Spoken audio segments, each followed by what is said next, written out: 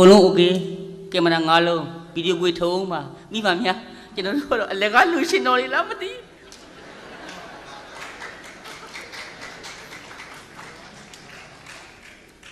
မကြီးပင်ဘာပင်လဲမကြီးပင်ဘာပင်လဲဆိုနင့်အမေလင်ပင်မကြီးပင်မှာဆိုဘာပင်လဲနင့်အမေလင်ပင်လို့ငါလူကြီးပါကွာအဲ့မကြီးပင်က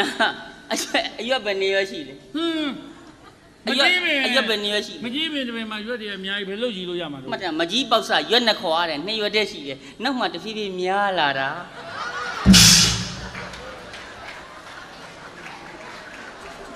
ကျွန်တော်ဟိုဘက်ကကျွန်တော်ပါတယ်ဒါနစ်ဘဝနော်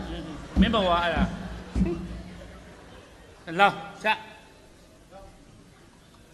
အဲ့မကြီးပင်ဟာအချိုပင်လားအချင်းပင်လားပြောအချိုဆိုအချင်းနဲ့စားမှာ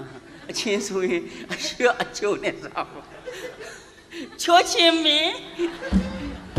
မားတယ်အဖြုံးမင်းပါစေလာမင်းသမီးနဲ့မင်းသားတရေအေးဦးလို့အချိုအဲ့အဖြုံးမင်းအဲ့မကြီးမရသီးတဲ့မကြီးသီးကကိုယ်သီးသလားဖြောင်းသီးသလား